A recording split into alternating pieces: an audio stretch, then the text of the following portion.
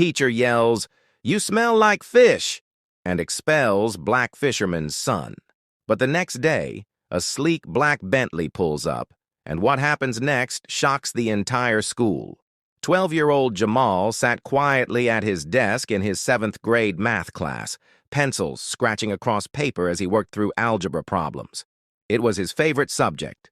Numbers didn't judge. They didn't laugh. They made sense. But then, without warning, the classroom air changed. Ms. Harlow, the math teacher, wrinkled her nose as she walked by Jamal's desk. She paused, turned to him with a look of disgust, and said loudly, "You smell like fish. Did you swim here from the ocean?" The words slammed into Jamal like a punch to the chest. Laughter exploded around him. Kids pointed, covered their noses, leaned away. His face burned. He sank lower into his seat, wishing he could disappear. But Ms. Harlow wasn't finished. She marched over to his desk, grabbed his backpack without asking, and held it up like it was hazardous waste. "This stinks! Get out of my class! You're distracting others!" Jamal's breath caught. His heart pounded. He hadn't spoken a word, hadn't done anything wrong. Still, he stood, shoulders hunched, eyes stinging, and walked to the door while the room buzzed with cruel whispers. Outside, he sat alone in the hallway until the office called him in. The secretary didn't ask what happened. She just handed him a folded note and called his mom to pick him up. The note said, "Disruptive behavior and poor hygiene. Suspended for 3 days." When his mom arrived, Jamal handed her the note with shaking hands. She read it silently. Then she looked at him, tears in her eyes, and asked, "Did you cause any trouble?" "No," he whispered. "She just said I smelled." That night, his mom filed an official complaint with the school. She called it what it was: humiliation and bullying by a teacher. Jamal had always been a quiet, respectful student. Why had she done this to him? The next day, things changed. A student had secretly recorded part of the incident. The video, grainy but clear, spread online. People were outraged. Parents demanded answers. Activists reached out. The principal quickly called Jamal's mother to revoke the suspension and apologize. But it wasn't enough. "You don't get to humiliate my son and call it a misunderstanding," she said. An investigation began. Ms. Harlow was placed on leave. Jamal didn't want to go back to school. Not yet. But something in him had shifted. He realized he wasn't alone. And even though it hurt, even though it scared him, he was going to speak up. Because what happened that day wasn't just wrong. It was the beginning of something bigger. What Ms. Harlow didn't know, or didn't care to know, was that Jamal wasn't dirty. He wasn't careless, unhygienic, or lazy. The truth was far from what she assumed in that moment of cruelty. Jamal came from a hard-working family. His father, Mr. Carter, was a fisherman. Not the kind with boats and big nets on the sea, but the kind who cast lines and set traps in the early morning hours, working lakes, rivers, and coastal edges for whatever they could catch. It wasn't glamorous, but it was honest, grueling work. Every day before the sun peeked over the horizon, Jamal was up.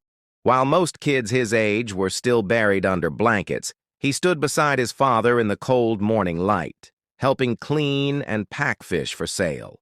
His small hands had grown strong scrubbing scales, rinsing down buckets, bagging ice, and organizing orders in worn coolers.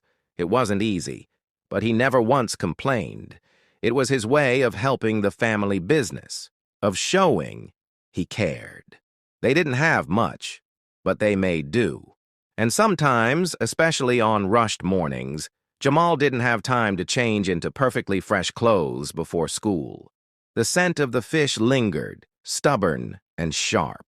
He'd splash water on his arms, swap shirts if he could, but laundry day didn't come until the weekend. Jamal wore what he had.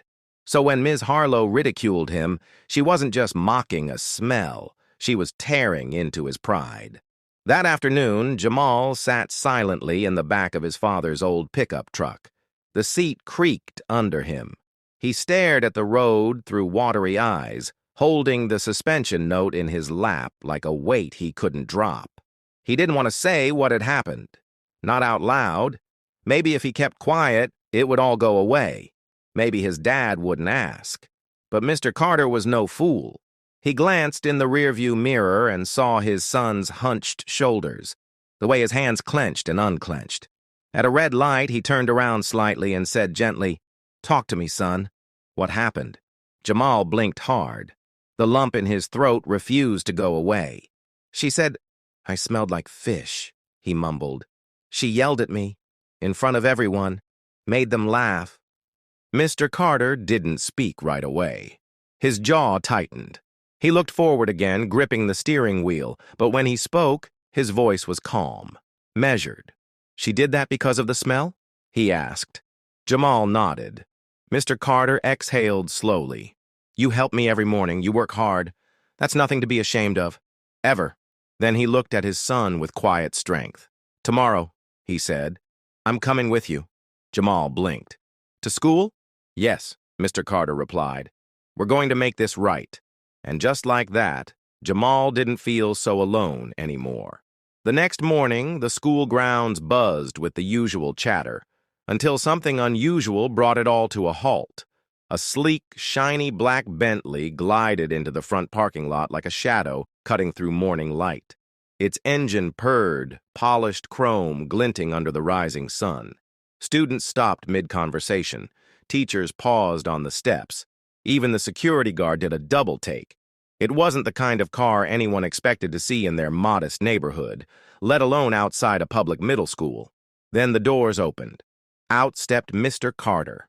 Tall, poised, and dressed not in a fishing jacket or rubber boots, but in a crisp navy suit, polished shoes, and a silk tie. His presence commanded respect. He moved with quiet confidence, radiating strength without saying a word.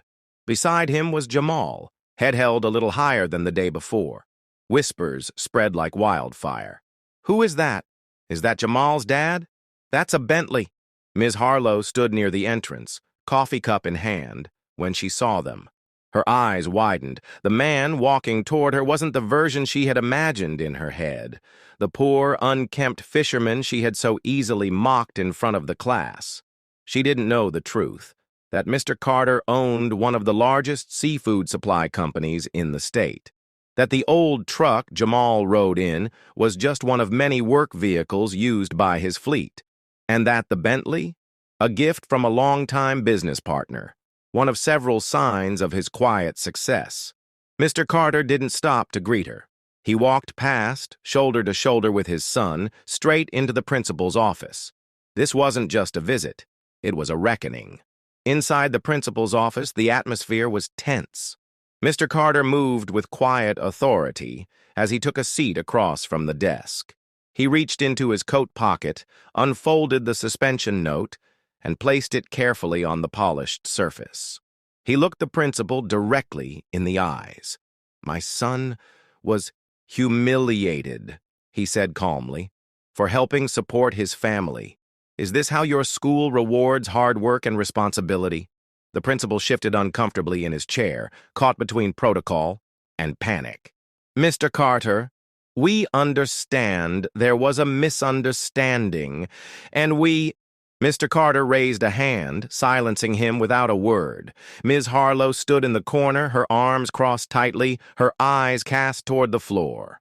The confident tone she used in her classroom was gone. Now she looked small, ashamed.